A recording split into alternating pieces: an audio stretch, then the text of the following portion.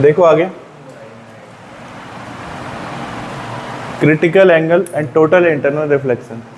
मतलब जब मैं ये पढ़ाऊंगा ना TIR, टोटल इंटरनल रिफ्लेक्शन, तो उसी में एक पार्ट आता है क्रिटिकल एंगल का, ठीक है। उसी से मैं तुम्हें पता चल जाएगा क्रिटिकल एंगल किसे कहते हैं। तो ये जो टॉपिक है ये कंप्लीटली बेस्ड है डायग्राम पे, डायग्राम देख के समझोगे। और दूसरा चीज ये तो पता है, कोई प्रकाश अगर या कोई किरण अगर माध्यम चेंज कर रही है, जैसे कि अगर वो पहले विरल में थी, विरल को इंग्लिश में क्या बोलेंगे, रेयर, और फिर सघन में आई, सघन को क्या बोलेंगे, डेंस। तो क्या होगा प्रकाश के साथ, अगर वो विरल से सघन में आती है तो क्या होता है, अभिलंब से दूर जाती है या उसके पास आती है, ठीक है। रेयर से डेंस की तरफ आएगी, सघन की तरफ आएगी तो अभिलंब की ओर झुक जाएगी, टेंड हो जाएगी। और अगर इसका उल्टा है, अगर वो सघन माध्यम से विरल माध्यम में आएगी तो वो अभिलंब से कहाँ भागेगी, दूर भागेगी। तो ये बेसिक कॉन्सेप्ट पता है, ठीक है। ये जो टॉपिक है ना ये कंप्लीटली डायग्राम पे बेस्ड है, और डायग्राम कोई क्रिटिकल डायग्राम नहीं है, बड़ा सिंपल सा डायग्राम है। अब समझो, ये जो 3 केसेस दिख रहे हैं ये एक ही चीज है, बस मुझे 3 अलग अलग केस में उसको दिखाना है, ठीक है। मैं बस एंगल चेंज करूंगा एक एक करके। पहला केस है, ये सेकंड केस है, ये तीसरा केस है, ठीक है। अब देखो, इसमें ध्यान रखना है पूर्ण आंतरिक परावर्तन की जो घटना, हम बेसिकली ये पढ़ रहे हैं पूर्ण आंतरिक परावर्तन, क्रिटिकल एंगल, क्रांति कोण तो इसके बीच में आ जाएगा एक टॉपिक। ये जब पढ़ना होगा तो याद रखना हमेशा पहला माध्यम हमेशा सघन रखना, इसकी शर्त है। पूर्ण आंतरिक परावर्तन की पहली मेन शर्त यही है कि आपको प्रकाश को कहाँ से एंटर करवाना है, सघन माध्यम से एंटर करवाना है, ठीक है। ऊपर सघन माध्यम रहेगा और नीचे कौन सा माध्यम रहेगा, विरल। तो ऊपर हो गया आपका सघन माध्यम, सघन माध्यम, और नीचे हो गया विरल। और ये मैं सिर्फ एक ही में लिख रहा हूँ, इसका मतलब एक ही में नहीं है, ये तीनों के लिए अप्लाई हो रहा है। तीनों में ऊपर वाला सघन है, नीचे जनरली हम ऊपर हवा रखते हैं, नीचे पानी रखते हैं, या ऊपर हवा नीचे रखते हैं, नीचे ग्लास रखते हैं, कांच रखते हैं। लेकिन इस बार उल्टा है, सघन हमने ऊपर रखा है, विरल हमने। 99% टाइम में ये उल्टा होता है, विरल ऊपर सघन नीचे। बस पूर्ण आंतरिक परावर्तन के केस में अगर हमें समझाना है तो उसकी शर्त है कि आपको सघन ही ऊपर रखना पड़ेगा और विरल को नीचे रखना पड़ेगा, ओके। अब है क्या इसमें, ये डायग्राम से समझो, रे डायग्राम कहते हैं इसे, किरण आरेख। जनरली परावर्तन अपवर्तन का नियम क्या होता है, अब तो ये तो इस पर तो पॉलिश किया नहीं है तो ये तो परावर्तन नहीं करेगा, अपवर्तन करना चाहिए। तो अपवर्तन का नियम क्या होता है, या अपवर्तन क्या होती है, एक प्रकाश आती है, टकराती है पृष्ठ से, और सीधा जाने के बजाय वो क्या करेगा,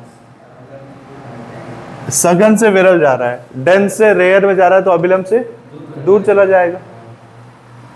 तो जनरली सीधी अगर लाइन में अगर सपोज जाता तो ऐसे जाता, तो दूर जाने का मतलब है इससे और ऊपर जा रहा है, इससे ये और ऊपर जा रहा है, ये इससे और ऊपर जा रहा है, ये इसको हटा दो, इसकी जरूरत नहीं है।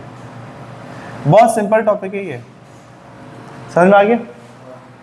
तो ये था आपका आपतित किरण, ये था आपतित किरण, और ये था अपवर्तन कोण।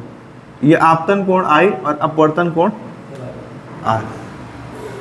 आपको करना क्या है, अब इस चीज को प्रैक्टिकली समझना कि जैसे कि ऐसे समझो, अपने दिमाग में इसको इजीली समझना, ऐसे समझो कि ये किसी लकड़ी का टुकड़ा है, या कोई भी प्लास्टिक का टुकड़ा, लकड़ी का टुकड़ा, कुछ भी समझो, ये रहे, मतलब वैसे ये टेढ़ा है।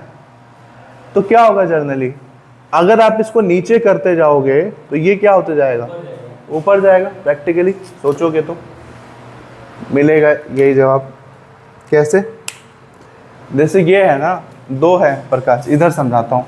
ये प्रकाश है, अगर इसको ये ऐसे में है, जैसे जैसे ब्लू वाले को नीचे करते जाओगे वैसे वैसे ये कहाँ जाता रहेगा, ऊपर, ठीक है। ये सपोज एक साथ जॉइंट है, तो एक को नीचे करो तो दूसरा ऑटोमेटिक ऊपर उठेगा ना, ये कुछ वैसा ही है, ठीक है। अब देखो होता क्या है, अब सेकंड केस है वो क्रिटिकल एंगल का केस है। आपको आपतन कोण को या आपतित किरण को थोड़ा सा बढ़ाना है, इस आपतन कोण को थोड़ा सा बढ़ाना है। तो आपतन कोण को बढ़ाने से आपका ये जैसे जैसे आप आपतन कोण नीचे करते जाओगे वैसे वैसे ये वाली लाइन जो है अपवर्तन को अपवर्तित किरण ये ऊपर चलते जाएगी, ऊपर चलते जाएगी। एक कंडीशन ऐसा भी तो आएगा जब आपने आपतन कोण इतना डाउन कर दिया है, इतना बढ़ा दिया है कि आपका जो अपवर्तन को अपवर्तित किरण है वो बिल्कुल किसके पास आ गई है, पृष्ठ के पास आ गई है, या तल बोल लो या मुख्य पृष्ठ बोल लो, ठीक है। तो आपको आप दूसरे केस में क्या करना है, धीरे धीरे करके हमें आपतन कोण का मान बढ़ाना है। और एक लास्ट टाइम पे हमने इतना बढ़ा दिया, देखो पहले ये इतना था, अब हमने बढ़ा दिया एंगल, हम इसको नीचे झुकाते जा रहे हैं। सपोज ये इतने एंगल पे आ गया आई, ठीक है, ये ऐसे है। दोनों में डिफरेंस दिख रहा है, एक में एंगल ज़्यादा एक में कम। चलो इसको और कम कर देता हूँ ताकि तुम्हें और ये दिखे कि ये दूसरा वाला चेंज हुआ है। इसको और कम कर देता हूँ मैं एंगल, लो अब तो दिख रहा है पहले डायग्राम और दूसरे केस में अंतर है, वो यही डायग्राम है, मतलब यही चीज है, बस हमने उसका सेकंड कंडीशन को उधर दिखाया है। तो जैसे जैसे आपने आई की वैल्यू बढ़ाई, तो देखो यहाँ पे आई इतनी सी थी और यहाँ पे हमने बढ़ा दी, यहाँ पे हमने आई का मान बढ़ा दिया। तो आई का मान इतना बढ़ा दिया कि ये जो आर है वो कहाँ चला गया, एकदम मुख्य पृष्ठ पे चला गया, धीरे धीरे उठते उठते ये ऐसे मुख्य पृष्ठ पे आ गया ये आर।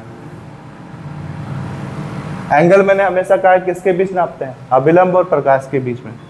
तो इसके साथ नहीं, अभिलंब और प्रकाश के बीच में कितने डिग्री का एंगल बन गया, 90 डिग्री का एंगल, समझिए।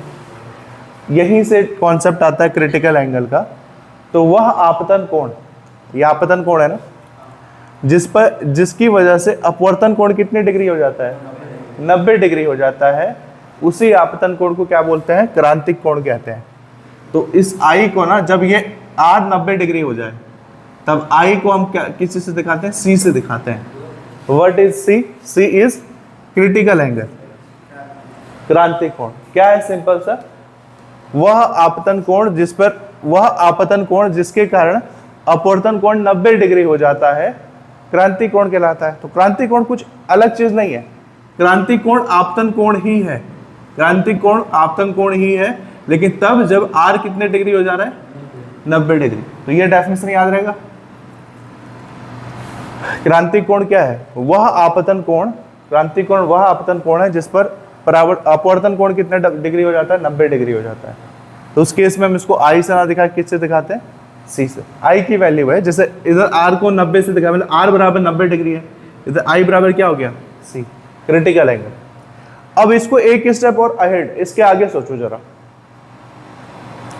अगर मैंने क्रिटिकल एंगल, सपोज दैट अगर क्रिटिकल एंगल किसी चीज का 43 डिग्री है, क्या अगर आपने 43 डिग्री पे रख दिया, क्रिटिकल एंगल पे आपतन कोण रख दिया, तो उस पर ये 90 डिग्री पे आ जाएगा अपवर्तन कोण। अगर मैं इसको 1 डिग्री भी बढ़ाता हूँ, 1 डिग्री छोड़ो, मैं 0.1 डिग्री भी बढ़ाता हूँ ना, तो क्या होगा। अगर मैं इसको, ये मैंने कहा ऐसे दिमाग में सपोज करके चलो ये एक साथ जॉइंट है, अगर मैं थोड़ा सा भी इसको नीचे करता हूं तो इसके साथ क्या होगा, ये ऊपर जाएगा कि नीचे, वो ऑब्वियस ही बात है ऊपर जाएगा। लेकिन इंटरेस्टिंग बात क्या है कि तब ये थोड़ा सा ऊपर नहीं जाएगा, ये पूरा परावर्तन के नियम को फॉलो करेगा, जिस एंगल पे आया उसी एंगल पे जाएगा। जैसे अगर आप इस एंगल को हल्का सा भी इंक्लाइन कर रहे हो, मैं कह रहा हूं 0.1 डिग्री भी अगर आपने बढ़ा दिया, सपोज यही एंगल है, इसको मैंने पॉइंट थोड़ा सा और बढ़ा देता हूँ, चलो और झुका देता हूँ, मैं थोड़ा और झुका देता हूँ ताकि इसमें साफ साफ दिखे कि मैंने वैल्यू इंक्रीज किया है। इस बार इसको आई से ही दिखाऊंगा मैं, या किसी चीज से नहीं दिखाऊंगा, बाद में दिखा देंगे। अब देखो, अगर मैंने सी के वैल्यू, क्रांतिक कोण के मान में थोड़ा सा भी परिवर्तन कर दिया, तो जो आपका अपवर्तन कोण है वो डायरेक्ट, अपवर्तित जो प्रकाश है वो डायरेक्ट उसी माध्यम में लौट जाएगी, पहले ही माध्यम में लौट जाएगी, दूसरे माध्यम में जाएगी ही नहीं। और अगर कोई प्रकाश किसी पृष्ठ से टकराने के बाद स्वयं उसी माध्यम में लौट जाती है, तो इसी घटना को तो परावर्तन बोलते हैं। यही तो था परावर्तन, कि प्रकाश आई, एंगल आई के साथ और सेम एंगल आई आर के साथ वापस, मतलब अगर 30 डिग्री से आई है तो 30 डिग्री से वापस चली गई सेम मीडियम में, सेम माध्यम में। तो यहाँ पे भी तो यही हो गया कि आप प्रकाश आपतित हुई और सेम ही माध्यम में चली गई, जिस माध्यम से वो एंटर कर रही थी उसी माध्यम से एग्जिट भी कर दिया उसने, और जो एंगल उसने बनाया वही एंगल से बाहर, मतलब अगर इधर ये आई है और ये आर है तो इस केस में क्या हो जाएगा, इस केस में एंगल आई बराबर क्या हो जाएगा, एंगल आर हो जाएगा। तो यही तो परावर्तन है।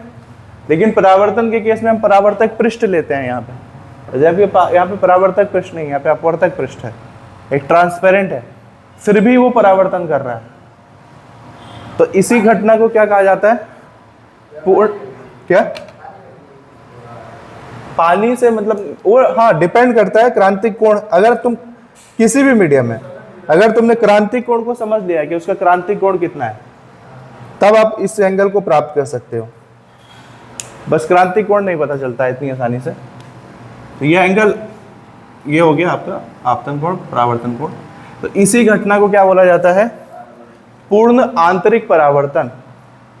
परावर्तन क्यों हुआ पता चल गया, सेम माध्यम से आया, उसी माध्यम से सेम एंगल बना के निकल गया। तो ये तो पूरा परावर्तन का नियम फॉलो किया। पूर्ण आंतरिक मतलब ये पूरी तरह से जिसके अंदर से आया था, जहां से आया था उसी में चला गया। सघन माध्यम है तो सघन माध्यम कोई ग्लास है जैसे, तो ग्लास के अंदर ही लौट जाएगा। वही मैं लास्ट लेक्चर में जब मैंने समझाया था, मैं अपवर्तन के नियम पढ़ा था, मैंने कहा था मैं ये टॉपिक पढ़ाऊंगा और बताऊंगा कि जो डायमंड होता है, हीरा होता है, हीरा इतना चमकता क्यों है, डायमंड की इसकी खासियत क्या होती है। यहां बना दूं एक डायमंड का रफ सा डायग्राम। ये मैंने क्या कहा था, हीरे के अंदर क्रांतिक कोण कितने डिग्री के कट्स होते हैं, लगभग कितने डिग्री का, 24 डिग्री के। मतलब इसका क्रिटिकल एंगल कितना होता है, 24 डिग्री। एक आइडिया है हीरे का, डायमंड का, इसमें 24 डिग्री के ऐसे छोटे छोटे बहुत सारे क्रिस्टल जैसे होंगे कट्स, ऐसे यहाँ पे बहुत सारे। तो उससे होगा क्या, चलो प्रकाश इसके अंदर एंटर तो कर गया, सपोज मैं इधर दिखा रहा हूं, प्रकाश इसके अंदर एंटर तो कर गया, लेकिन देखो प्रकाश एंटर तो किया था, ये तो कांच का टुकड़ा है, हीरा कांच तो नहीं होता, बट कांच जैसा ही होता है ना, ट्रांसपेरेंट होता है हीरा, बिल्कुल वो तो होता नहीं है। तो देखो ये तो सीधा एंगल चेंज चूंज करके कैसे भी बाहर निकलना चाहिए था डायरेक्ट, बिना कोई टाइम गंवाए। लेकिन हीरे में क्या होता है, पूर्ण आंतरिक परावर्तन की घटना होता है, मतलब प्रकाश जहां से आया वही वापस उसी में फंस जाएगा, उसी में लौट जाएगा। तो ये आया और ये इसी में, अगर 24 डिग्री का क्रिटिकल एंगल है और थोड़ा सा आप इसको हिला दो उसमें लाइट में रख के, तो ये चमकने लगेगा। क्या चमकेगा, क्योंकि प्रकाश यहाँ से आया तो प्रकाश यहीं से क्या हो जाएगा, इसी माध्यम में वापस। ठीक है, ऐसे करके हीरे में जब पूरी चारों दिशाओं से 360 डिग्री से प्रकाश आएगा तो हर प्रकाश इसी में आपस में टकराने लगेंगे, आपस में एक तरीके से उसमें ट्रैप हो जाएगा। तो जहां जैसे प्रकाश आ रहा था उसके बगल से वो रिफ्लेक्शन करके वो निकलता भी रहेगा। तो एक प्रकाश हमें आता हुआ जनरली होना चाहिए था ये कि ऊपर से आ रहा है प्रकाश, नीचे से जा रहा है, बट ऐसा नहीं होगा। यहाँ पे चारों तरफ से हीरा चमकेगा। अगर कांच होता तो कांच में ऐसा होता कि तुम लाइट डाल रहे हो तो एक जगह बस चमक रहा है, जहाँ जा रहा है जहाँ से निकल रहा है। बट यहाँ पे हर जगह से, यहाँ से आ रहा है तो यहाँ से निकल जाएगा, यहाँ से आएगा यहाँ से निकलेगा, यहाँ से आएगा यहाँ से निकलेगा। ऐसे करके हीरे में पूरा चमक रहती है। ठीक है, अभी मैं बहुत सारे एग्जांपल समझाऊंगा टोटल इंटरनल रिफ्लेक्शन का, हीरे का भी डिटेल में समझाऊंगा। क्या हीरे कितने का मिलता है, हीरा आज के समय में सोने से तो सस्ता ही है। ठीक है, सोने से तो सस्ता ही है हीरा आज के टाइम में। डिपेंड करता है कितना बड़ा हीरा है, हीरे की क्वालिटी पे डिपेंड करता है कौन सा हीरा है। ठीक है, वाइट क्रिस्टल वाला है कि पिंक वाला है, ग्रीन वाले सबसे महंगे होते हैं, रेयर होते हैं, महंगे क्या रेयर होते हैं ग्रीन वाले। तो ये बताओ तुम्हें ये पूरा टॉपिक समझ में आया कि नहीं। अभी मुझे इसमें बहुत सारे एग्जांपल से समझाने हैं, सवाल करवाने हैं। बताओ पहले क्रांतिक कोण बताओ, क्रांतिक कोण को कैसे परिभाषित करोगे। आपतन कोण का वह मान जिससे अपवर्तन कोण 90 डिग्री हो जाता है क्या कहलाता है, क्रांतिक कोण कहलाता है। ठीक है, आपतन कोण ही क्रांतिक कोण है, लेकिन तब जब अपवर्तन कोण 90 डिग्री हो जाए। अब पूर्ण आंतरिक परावर्तन किसे क्या हो गए, इस माध्यम से आएगा, के माध्यम से मालूम कर देगा।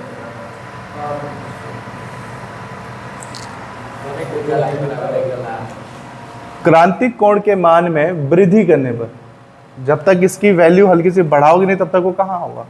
क्रांतिक कोण के मान में वृद्धि करने पर यदि प्रकाश सेम को क्या कहेंगे, समान माध्यम है, या समान क्या माध्यम तो फिक्स किया है कि पहला माध्यम हमेशा क्या होना चाहिए, सघन। क्रांतिक कोण के मान में वृद्धि करने पर यदि प्रकाश पुनः सघन माध्यम में ही परावर्तित हो जाए तो यही घटना क्या कहलाता है, पूर्ण आंतरिक परावर्तन। क्रांतिक कोण के मान में वृद्धि किया जिससे कि प्रकाश पुनः सघन माध्यम में ही परावर्तित हो गया, यही है पूर्ण आंतरिक परावर्तन। तो इतना बड़ा टॉपिक है, आएगा तो 3 नंबर में आएगा, एग्जाम्पल के साथ आएगा तो सीधा सीधा 5 नंबर का आएगा। बहुत आसान टॉपिक है। और इसमें कुछ है, क्रांतिक कोण, अपवर्तन कोण का वह मान, आपतन कोण का वह मान जिससे अपवर्तन कोण 90 डिग्री हो जाता है, क्रांतिक कोण कहलाता है। ये क्या है, पूर्ण आंतरिक परावर्तन। पूर्ण आंतरिक परावर्तन है क्रांतिक कोण के मान में वृद्धि करने पर यदि प्रकाश सघन माध्यम में ही परावर्तित हो जाती है तो यह पूरी घटना क्या कहलाती है, पूर्ण आंतरिक परावर्तन कहलाती है। समझ गए?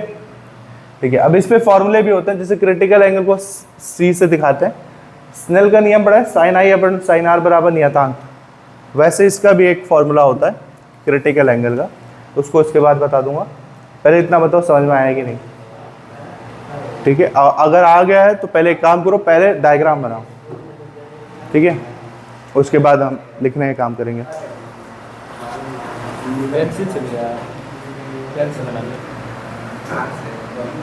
देखो ये लिख दिया हमने सब, इसका डेफिनेशन वगैरह, क्रांतिक कोण, पूर्ण आंतरिक परावर्तन, डायग्राम बना लिया।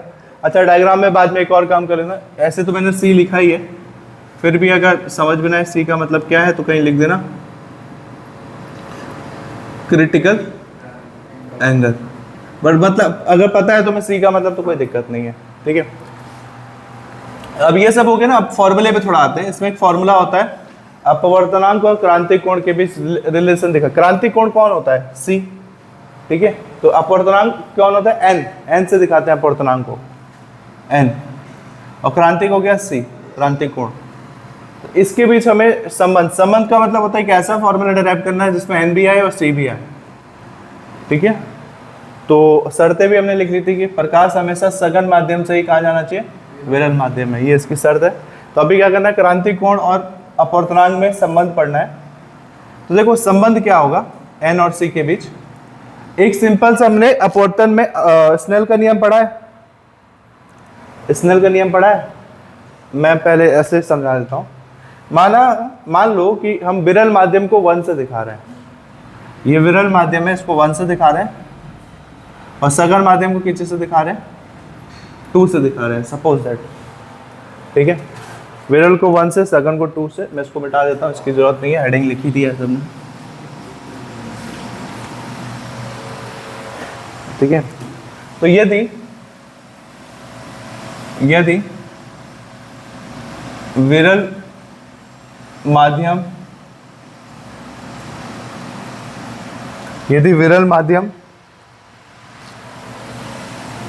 को 1 से वह सघन माध्यम को 2 से दर्शाया जाए या दर्शाया जाता है तब दर्शाया जाता है तब, ऐसी कंडीशन में बना ली। अपवर्तनांक ना हमेशा सापेक्ष किसी से तुलना करके, माध्यम के आपस में तुलना करके होता है कि आप पहले माध्यम से दूसरे में जा रहे हो कि दूसरे से पहले में आ रहे हो, इस पर डिपेंड करता है। तो स्नेल का नियम याद है, 10th क्लास में पढ़ा होगा, अभी लास्ट लेक्चर में ही मैंने पढ़ाया था। क्या था स्नेल का नियम, बताओ? स्नेल के नियम से क्या हुआ, स्नेल का नियम याद नहीं आ रहा है? मैं सीधी सीधी बात बता दे रहा हूँ, ऐसा पढ़ने लिखने कोई मतलब नहीं बनता है। आज के कंपटीशन में पढ़ क्यों रहे, नौकरी के लिए, अर्निंग के लिए, पैसे कमाओ। आज के कंपटीशन में जो पढ़ने में कमजोर हैं और जो पढ़ने में मीडियम है, ये कहीं पे भी नहीं है। जॉब उन्हीं की लग रही है जो पढ़ने में एकदम अव्वल कैटेगरी के हैं, टॉप, जो क्रीमी लेयर कहते हैं ना, जिसको एकदम पढ़ने वाले वो है। तो तुम सोच रहे हो कि तुम मीडियम और तुम कमजोर का तो खैर पहले भी नहीं था कहीं पे, तो मीडियम कैटेगरी में आके तुम कर लोगे कुछ, आगे जाके कुछ नहीं कर पाओगे, एजुकेशन से रिलेटेड तो कुछ नहीं कर पाओगे अगर ये लक्षण है तुम लोगों के। स्नेल के नियम से, स्नेल का नियम क्या होता है? आपतन कोण की ज्या व अपवर्तन कोण की ज्या का अनुपात नियत होता है। स्नेल के नियम से क्या होता है? Sine i upon sine r is equal नियतांक, और वो नियतांक एक्चुअल में क्या होता है? अपवर्तनांक होता है। अब देखो हमारे केस में क्या है कि प्रकाश सघन से विरल में जा रहा है, मतलब हम दूसरे सघन के सापेक्ष विरल का निकाल रहे हैं, मतलब 2 के सापेक्ष 1 का। तो उसको कैसे लिखा जाएगा? अगर यही स्नेल का नियम इस पे लगाना है तो 2 के सापेक्ष किसका निकाल रहे हैं? 1 का। तो इसको ऐसे लिखा जाएगा 2n1। समझ रहे हो लैंग्वेज? 2n1 क्यों लिखा? क्योंकि दूसरे माध्यम से पहले माध्यम जा रहा है, तो 2 के सापेक्ष 1 है, तो 2n1 लिखेंगे। अब इसमें एक और चीज है, क्योंकि हमें रिलेशन किसके बीच दिखाना है? क्रांतिक कोण और अपवर्तनांक, C और N। तो क्रांतिक कोण एक्चुअल में क्या होता है? आपतन कोण ही तो होता है, I की वैल्यू तो होती है। तो चूंकि क्रांतिक कोण के लिए ऐसे लिख सकते हो, फॉर क्रिटिकल एंगल, इतनी इंग्लिश तो लिख ही लोगे, फॉर क्रिटिकल एंगल, क्रांतिक कोण के लिए आपको पता है क्रांतिक कोण के केस में जो एंगल I होता है वही क्या होता है? क्रांतिक कोण होता है। आपतन कोण ही क्रांतिक कोण कहलाता है। तो इस केस में I की वैल्यू पुट करो यहाँ पे, तो ये क्या हो जाएगा? अच्छा एक और चीज, क्रिटिकल एंगल के केस में I तो C होता है, तो R कितना डिग्री होता है? ठीक है, एंड R बराबर 90 डिग्री। तो ये वैल्यू पुट करो इसमें। सो इसलिए साइन ये कितना हो जाएगा? C, और R की वैल्यू कितनी डिग्री है? 90 डिग्री। और क्या हो जाएगा? दूसरे माध्यम के सापेक्ष पहले माध्यम का अपवर्तनांक। हो तो क्या? साइन 90 की वैल्यू कितनी होती है? 1 होती है, 0 होती है। अरे वाह, तुम लोग क्या सोच के मैथ लेके बैठ के पढ़ रहे हो? बहुत स्थिति दयनीय है तुम लोगों की।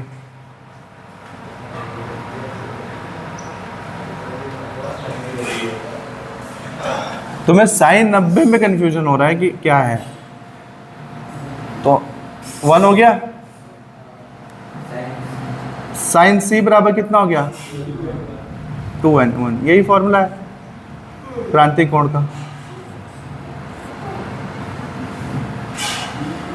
इसका एक और फॉर्मूला बना सकते हो, ये तो दूसरे माध्यम के सापेक्ष पहले माध्यम का था, या अगर पहले माध्यम के सापेक्ष दूसरे माध्यम का करना हो, मतलब अगर सपोज दैट अगर हम एंटर यहाँ से कर रहे हैं, 1 से 2 में जा रहे हैं मान लिया, तो उस केस में क्या हो जाएगा? जैसे ही आप इसको पलटोगे ना, जैसे 2n1 बराबर 1 है, तो अगर इसको 2n1 को क्या लिखोगे? 1n2 लिखोगे, तो ये जो सामने वाली वैल्यू पलट जाएगी, तो ये 1 अपॉन हो जाएगा साइन C। तो किसी बुक में ये फॉर्मूला होता है, किसी बुक में ये वाला रहता है।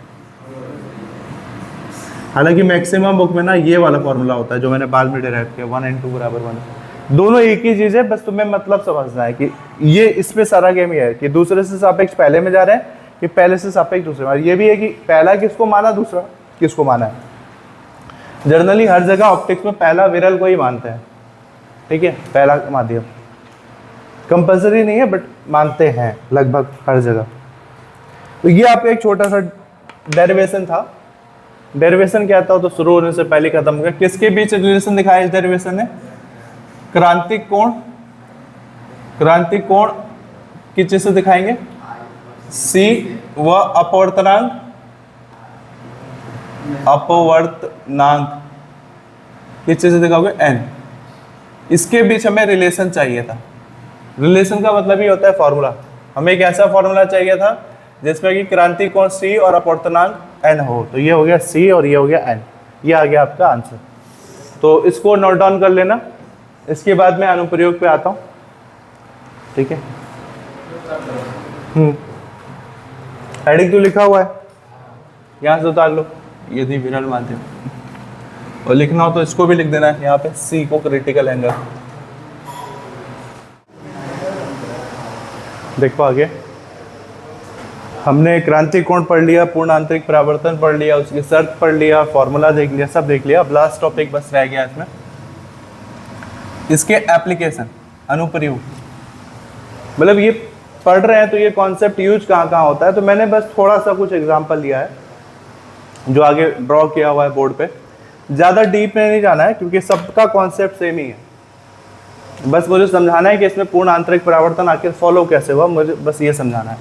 तो जो ये फर्स्ट वाला देख रहे हो, ये कौन सा कंडीशन लग रहा है, कौन सा पेड़ है ये जिसका, नारियल का, तरकुल, क्या बोलते हैं उससे तरकुल को और कुछ, अरे नहीं, राजस्थान साइड कौन सा, समुद्री इलाकों में कौन सा होता है, खजूर का होता है ना। हाँ तो ये सोचो दुबई का पेड़ है, सब खजूर का पेड़ है ये दुबई में। क्योंकि ये वाला जो कंडीशन है पहला वाला, वो रेगिस्तान की कंडीशन है, डेजर्ट का, ठीक है। तो रेगिस्तान में इस कंडीशन को कहते हैं मरीचिका। मरीचिका क्या होता है मैं समझाऊंगा। यस वही इल्यूजन कहते हैं जिसको, इल्यूजन होता है, इसको इंग्लिश में कहते हैं मिराज। ये क्या होता है? पानी ऐसा होता है। बता रहा हूँ क्या होता है। एक इल्यूजन होता है कि अगर तुम रेगिस्तान में फंस गए हो, थार मरुस्थल है, बहुत बड़ा मरुस्थल है थार मरुस्थल भी, ठीक है, सहारा मरुस्थल है, ये भी बहुत बड़ा मरुस्थल। अगर तुम मरुस्थल में फंस गए हो, तुम्हें प्यास लग गई, तुम्हारी पानी भी खत्म हो गया, तो नदी नदी कुछ होता भी नहीं है, पेड़ भी नहीं दिखता है मरुस्थल में। तो तुम्हें ना अगर काफ़ी दूर अगर कोई पेड़ दिख रहा है, ठीक है, वो इल्यूजन होगा तुम्हें, पेड़ तुम्हें होगा वो सीधा, ठीक है, लेकिन वो दिखेगा कैसा, उल्टा दिखेगा तुम्हें पेड़ का इल्यूजन होने लगता है वो काफ़ी दूर, लेकिन तुम्हें लगेगा कि वो पेड़ एकदम नज़दीक है तुम्हारे। तुम थोड़ा और चले, तुम्हें फिर से वो लग रहा है नज़दीक है, फिर और चले, फिर भी लग रहा है नज़दीक, बट आ ही नहीं रहा है वो पेड़। तो इल्यूजन क्रिएट होता है, इससे उल्टा डायग्राम बनता है दिमाग में, इसका इमेज बनता है। कैसे बनता है, क्यों बनता है, मैं समझाऊंगा अभी। वैसे ही सेम कंडीशन तो रेगिस्तान में मरीचिका का है, मिराज का है, तो वैसे ही दूसरा कंडीशन है समुद्र में। समुद्र में भी ये बनता है कंडीशन, सॉरी समुद्र लिखना ना, तो ये समुद्र में मिराज है, समुद्र में भी मरीचिका बनता है, ठीक है। कोई इंसान होगा, उसको लगेगा अगर वो समुद्र में फंस गया है तो उसको लगेगा कि सामने से बोट आ रही है, बट वो बोट उसको सीधी नहीं दिखेगी, वो कैसे दिखेगी, उसको हवा भी दिखेगी, उल्टी लटकती हुई, ठीक है, और एकदम इल्यूजन, क्योंकि पानी की कमी वैसे ही है, पानी की कमी है तो वैसे भी उसका दिमाग ज़्यादा काम करेगा नहीं, ठीक है। अब ये क्यों हो रहा है मैं डिटेल में समझाऊंगा अभी। तीसरा केस मैंने दिया है ये ऑप्टिकल फाइबर, प्रकाशिक तंतु इसे हिंदी में कहते हैं। जो आपका वाईफाई के तार होते हैं ना, नॉर्मल वायर जो केबल के होते हैं वैसे तार यूज नहीं होते वाईफाई में स्पेशल केबल यूज होते हैं, इसको महंगा भी होता है, ठीक है। उसको कहते हैं ऑप्टिकल केबल, हिंदी में से कहते हैं प्रकाशिक तंतु, बट मैं कहता हूँ इंग्लिश में याद रखो, इसे कहते हैं ऑप्टिकल फाइबर। ऑप्टिकल फाइबर कहते हैं उन तारों को, हिंदी में कहते हैं ऑप्टिकल को कहते हैं प्रकाशिक, और तंतु फाइबर कहते हैं तंतु। पता नहीं कहाँ से ये हिंदी वाला ट्रांसलेशन रहता है, अब तंतु में तब बड़ी की तू के भगवान जाने। ऑप्टिकल फाइबर याद रखना। ऑप्टिकल फाइबर में भी पूर्ण आंतरिक परावर्तन की घटना होती है, ठीक है। ऑप्टिकल आपको जो इंटरनेट मिलता है ना, ऐसे तो इंटरनेट सिग्नल के थ्रू मिलता है, इलेक्ट्रोमैग्नेटिक वेव्स के थ्रू आपके पास आता है, बट एक्चुअल में जब वो जनरेट होता है और दूर तक ट्रांसफर करना होता है तो वो ऑप्टिकल फाइबर में लेजर के थ्रू, लेजर की तरह ट्रांसफर होता है। इंटरनेट लेजर की तरह ट्रांसफर होता है, याद रखना। जब उसको बहुत दूर, तुमने सुना होगा कि जियो का जो नेटवर्क, जियो के जो कनेक्शन है वो ओमान में भी है, दुबई में भी है। तो ये गुजरात से ओमान और दुबई कहाँ से गया, और जहाँ तक मैंने पढ़ा है शायद से ओमान से ही ये जनरेट होता है, I am not sure, but शायद गल्फ कंट्री के कहीं से, वहीं से ये सब इंटरनेट कनेक्शन मतलब रिलायंस जनरेट करता है और उसे इंडिया में भेजता है। तो इतने मोटे मोटे ऑप्टिकल फाइबर्स ना समुद्र में बिछाए हुए रहते हैं, ऐसे ऐसे फाइबर्स। अब तुम सोचो ओमान कहाँ पर है और गुजरात कहाँ पर है, समुद्र में पूरा बिछा हुआ रहता है तार, और जाकर फिर गुजरात में आएगा, फिर वहाँ पे बहुत बड़े बड़े टावर होंगे, फिर वो इंडिया के अलग अलग पोर्शंस में जाएगा। अब ओमान से गुजरात जाता है कि गुजरात से ओमान, ये मुझे नहीं पता। जब जियो स्टार्ट हुआ था बहुत पहले, 2000 कब हुआ होगा स्टार्ट, बहुत पहले हो गया था, 15-16, हाँ मान सकते हैं 2014 के अराउंड मान लेते हैं स्टार्ट हुआ, तब मैंने ये कहीं पढ़ा था। तो ये ऑप्टिकल फाइबर्स होते हैं, दिखने में तुम्हें अगर डायग्राम दिख रहा है तो पाइप की तरह दिखेगा, बट उस पाइप में पानी नहीं बह रहा है, लेजर की तरह इंटरनेट है, ठीक है, वो एक्चुअल में प्रकाश है, लेजर भी तो प्रकाश ही है। चौथा जो डायग्राम दिख रहा है वो तो मैं बता भी दिया हूं तुम्हें बहुत बार, ये क्या है, डायमंड, क्या बोलते हैं इसे हिंदी में, हीरा। कितने डिग्री का कट होना चाहिए हीरे में, एक अच्छे हीरे में 24 डिग्री का क्रांति कोण होना चाहिए। कैरेट अलग चीज होता है, अब मुझे नहीं पता कैरेट और कट एक ही चीज है, क्या पता हो। और एक और चीज होता है जहाँ पे पूर्ण आंतरिक परावर्तन फॉलो होता है, अब वो डायग्राम इतना अच्छा तो नहीं बना सकता हूँ, ये भी तो जुगाड़ वाले ही डायग्राम बनाए, बस समझ जाओ। एक और जगह पूर्ण आंतरिक परावर्तन फॉलो होता है, कभी कोई कांच है ना, कांच का कोई खिड़की हो गया सपोज, या सोचो गाड़ी का कोई कांच हो गया, टूट गया है, कांच में जब दरार पड़ती है तो कुछ ज्यादा ही चमकता है वो। पूरे कांच में नॉर्मल हिस्सा नहीं चमकेगा उतना, लेकिन जहाँ पे दरार पड़ी हुई है ना, क्रैक, वो हिस्सा ज्यादा ही चमकता है। वो वाला हिस्सा भी जहाँ से वो दरार पड़ी है वहां पे भी कौन सा घटना होता है, पूर्ण आंतरिक परावर्तन की घटना होती है।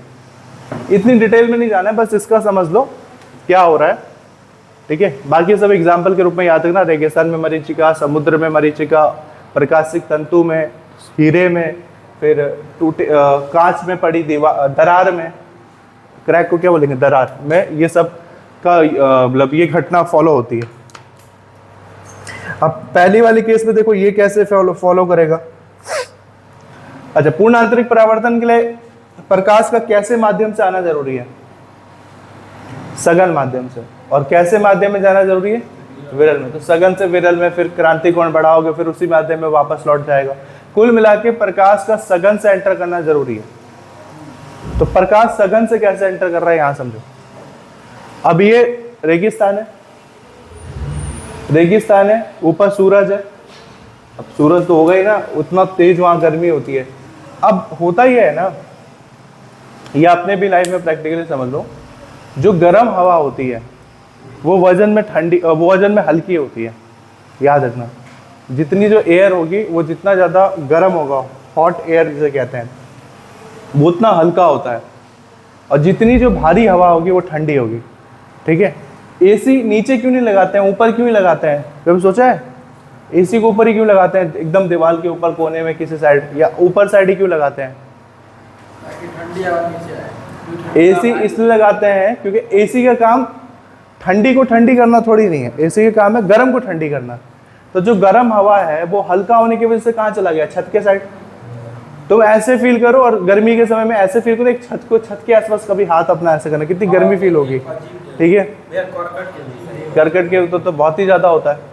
तो होता क्या कि गर्म हवा हल्की होती है और हल्की होकर ऊपर चली जाती है, और एसी क्या करता है, उस गर्म हवा को क्या करता है, ठंडा कर देता है, ठीक है। अब उसका प्रोसेस अलग है कि कैसे करता है, क्या करता है, क्वेश्चन अलग है। और जो ठंडी हवा होती है वो भारी होने के कारण क्या हो जाती है, नीचे आ जाती है। अब यहाँ पे भी ये समझो,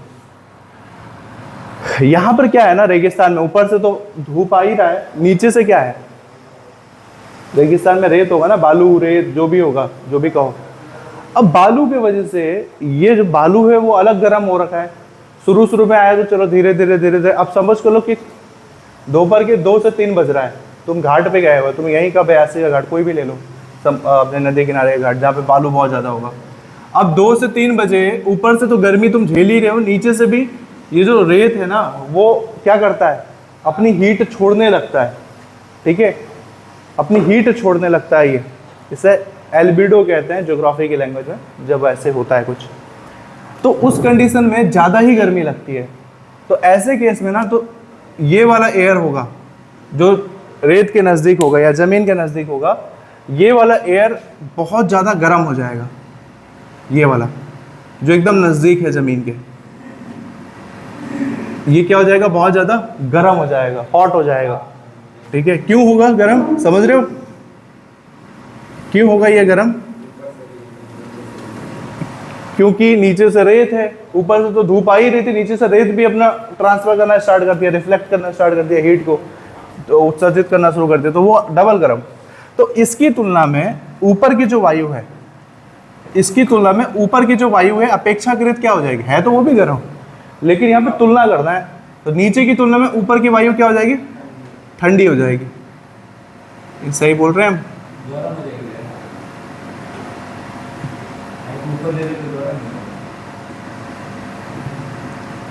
ठीक है, अब वो गर्म होगा कि ठंडा होगा, सोचो।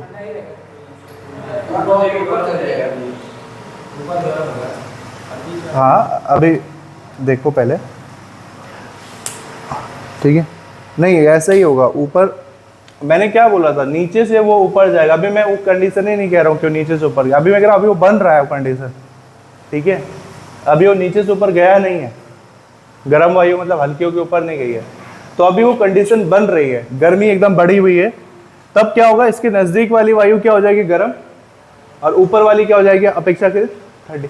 तुम कितना मतलब वो ऊपर जाएगा, तो रेगिस्तान पूरा फैला हुआ है, ठीक है, वो जितना ऊपर जाएगा नीचे फिर से गर्म हो जाएगा वो, ठीक है। तो नीचे वाली वायु गर्म, ऊपर वाली ठंडी, तो ऊपर वाली हो गई कोल्ड, ठीक है। अच्छा, गर्म वायु जो होगी वो मैंने बताया गर्म हल्की होती है, तो हल्की कौन सी माध्यम हुआ, सघन या विरल, तुम्हें क्या लगता है? ठंडी हवा ज्यादा डेंस होती है कि गर्म हवा ज्यादा डेंस होती है? गर्म हवा फैलती है, गर्म चीजें फैलती हैं और ठंडी चीजें सिकुड़ती हैं। तुमने देखा होगा किसी चीज को आप गर्म करोगे तो फैलेगा और ठंडा करोगे तो वो सिकुड़ना शुरू करता है। एयर की बात कर रहा हूं मैं, ठीक है। तो उसमें होगा क्या, जो नीचे का मीडियम है वो हो जाएगा आपका विरल, विरल माध्यम, और ऊपर की वायु क्या हो गया, विरल वायु, और ऊपर का क्या हो गया, सघन। प्रकाश कहाँ से, नीचे से ऊपर जाएगा कि ऊपर से नीचे आता है? सूरज का प्रकाश धरती से तो उगता नहीं है, सूरज तो जमीन आसमान से आता है, तो इसका मतलब प्रकाश जब एंटर करेगा तो सघन माध्यम से किस में आ रहा है? तो शर्त फॉलो हो गई, पहली शर्त, और एक ओनली एकमात्र शर्त यही तो थी कि विरल सघन से किस में आना चाहिए था, विरल में। और सघन से विरल में आते समय भी इसमें बहुत सारे लेयर है, अब उस लेयर के बारे में डिस्कस नहीं करूंगा। जो जितना ऊपर जाएगा वो उतना ठंडा होगा, तो जैसे जैसे नीचे आएगा ठंडा, थोड़ा गरम गरम गरम गरम गरम, और नीचे तो बिल्कुल ही गर्म है। तो सघनता धीरे धीरे घटते जाएगी, विरलता बढ़ते जाएगी। फिर भी हम कह सकते हैं कि ऊपर का एक लेयर है सघन का और एक विरल का, प्रकाश सघन से विरल में आएगी, और यहाँ पे कुछ ऐसी घटना होगी कि हमें, हमारी आंखों पे जो इसका प्रतिबिंब बनेगा वो हमें क्या दिखेगा, उल्टा दिखेगा। कुछ ऐसा ही सेम केस किसमें होता है, समुद्र में भी होता है, ठीक है। तो समुद्र में भी हमें चीजों का रिफ्लेक्शन उल्टा दिखाई देता है, ठीक है। समुद्र में भी हमें इसका उल्टा एक चीज समझिए, बस इसको ऐसे दिखा दो कि इसका जो इमेज हमारी आंखों में पड़ेगा वो उल्टा ऐसे दिखेगा नीचे की तरफ। समुद्र में भी यही इल्यूजन होता है, हमें लगता है बहुत दूर शिप है, होता भी होगा बोट बहुत दूर है, कि कोई चीज है तब, वस्तु है तभी ना प्रतिबिंब बन रहा है, बट ये हुआ कैसे, इसमें भी यही होता है, एक सघन माध्यम होगा, एक विरल माध्यम बन जाएगा, ठीक है। अच्छा, समुद्र के नजदीक वाला जो वायु होगा वो भी सेम कंडीशन, जैसे ये रेत है, रेत अब वही दोपहर के 2-3 बजे का टाइम है, रेत गर्म हो गया है, ऊपर से तो गर्मी आ ही रही है, नीचे से रेत भी अपना उष्मा बाहर फेंक रहा है, उत्सर्जित कर रहा है। वैसे ही यहाँ पर पानी की भी कंडीशन होगी, ऊपर से तो धूप आ ही रहा है, लेकिन नीचे से पानी भी का, ऊपर का लेयर भी क्या हो चुका है, गर्म, तो वो भी अपना हीट फेंक रहा है। पानी के नीचे जाओगे ना, पानी ठंडा होता है, बट गर्मी के समय कभी सिंटेक्स खोलना, अपना टंकी खोलना, ऊपर का ऊपर का जो पानी एकदम गर्म दिखेगा तुम्हें, ठीक है। मैं खुद झेलता हूँ, पौधों को देना होता है, तो ऊपर एकदम गर्म, और नीचे की पानी क्या रहती है, जितनी नीचे जाओगे ठंडी। तो मैं उस कंडीशन की बात करूँ ऊपर वाले की, तो एकदम गर्मी होगी तो ऊपर की कंडीशन एकदम गर्म हो जाएगी, गर्म की वजह से ये गर्म है, और ऊपर वाली अपेक्षाकृत क्या रहेगी, ठंडी। जो ठंडी वायु होगी, ठंडी वायु वो सघन हो जाएगी, और गर्म वायु क्या होगी, गर्म क्या होती है, विरल होती है, रेयर होती है। तो उस कंडीशन में भी प्रकाश तो ऊपर से नीचे आएगा, डेंस से रेयर में आएगा। अब इसको डिटेल में बना लेना, जरूरत नहीं है वैसे, डायग्राम बस इतना ही बनाना, और ये सब भी जो दिखाया है इसकी भी जरूरत नहीं है, बस थोड़ा बहुत ऐसे दिखा देना, हो गया, इतना समझने के लिए काफ़ी है। ऑप्टिकल फाइबर पे भी सेम चीज़ होता है, अब इसको ज़्यादा डिटेल में नहीं जाना है, सब में वही होता है, सघन से विरल का कोई कंडीशन होगा, ठीक है। और हीरे में भी मैंने समझाया, हीरे के अंदर से प्रकाश अगर अंदर तो चली गई, बट अंदर से अगर हीरे के अंदर से अगर प्रकाश को बाहर जाना है, मतलब सघन से कहाँ जाना है, विरल में जाना है, तो उस केस में भी वो सेम एंगल से मतलब सेम माध्यम में वापस लौटती है। यहाँ पे भी पूर्ण आंतरिक परावर्तन की घटना फॉलो होती है। और ऐसा हीरे में सिर्फ एक बार नहीं होता, हीरे में ऐसे बहुत सारे 24 डिग्री के कट्स होते हैं। तो ऐसे हीरे में अनंत जगहों पे होता है, जिस वजह से हीरा बहुत ज़्यादा चमकदार दिखेगा। किसी चीज़ में से प्रकाश जितना ज़्यादा रिफ्लेक्ट होगा वो उतना ज़्यादा चमकेगा। और एक और एग्जाम्पल मैंने बताया था, कांच में पड़ी दरार। ग्लास में अगर कोई क्रैक पड़ गया है और उस पर आप लाइट दोगे तो वो भी चमकता है बहुत ज़्यादा, क्योंकि जो प्रकाश होता है वो ग्लास के अंदर से बाहर निकलता है। तो ग्लास जो है, कांच है, वो कौन सा माध्यम है? सघन। तो अंदर से बाहर, बाहर कहाँ निकल रहा है? वायु में। तो सघन से कहाँ जा रहा है? विरल, वायु में, विरल माध्यम में। तो उस केस में भी कौन सा नियम, नियम नहीं है, ये घटना है। कौन सी घटना हमें दिखेगी? पूर्ण आंतरिक परावर्तन की घटना में दिखेगी। तो पूर्ण आंतरिक परावर्तन के ऐसे बहुत सारे केसेस हैं। मेरे हिसाब से इतना काफ़ी होगा, या फिर और कोई है तो मैं देख रहा हूँ। पानी में डूबा, हाँ, पानी में डूबा हुआ चम्मच, मैंने बोला था डूबा हुआ चम्मच टेढ़ा दिखाई देता है, तिरछा दिखाई देता है हल्का सा, तो बड़ा किसी और वजह से दिखाई देता है, वो बड़ा कर्व की वजह से दिखाई देता है। तो क्या लिखोगे? 1 नंबर या 2 नंबर में आए तो सीधा सीधा हेडिंग लिख के छोड़ देना। पूछेगा क्या? पूर्ण आंतरिक परावर्तन का अनुप्रयोग, तो तुम अनुप्रयोग में क्या लिखोगे? नंबर 1, रेगिस्तान में मरीचिका, एक्सप्लेन मत करना। नंबर 2, समुद्र में मरीचिका। नंबर 3, प्रकाशिक तंतु में, प्रकाशिक तंतु में मरीचिका नहीं, मरीचिका इन्हीं दोनों में, प्रकाशिक तंतु में भी कौन सी घटना होती है? पूर्ण आंतरिक परावर्तन। चौथा, हीरा, हीरे की चमक जो होती है वो पूर्ण आंतरिक परावर्तन के कारण होती है। 5वां, कांच में पड़ी दरार। 6ठा, पानी की गिलास में डूबा हुआ चम्मच। ठीक है, हीरा का बता दिया, चौथा नंबर का। तो ये सारे एग्जाम्पल तो हेडिंग लिख देना, बट कोई डिटेल में पूछेगा तब डिटेल में ये सब डायग्राम बनाना। बाकी इसमें कोई डाउट है? कुल मिला के सब में यही शर्त है कि डेंस से रेयर में आना चाहिए प्रकाश को। चलो, ये हो गया आपका खत्म टॉपिक।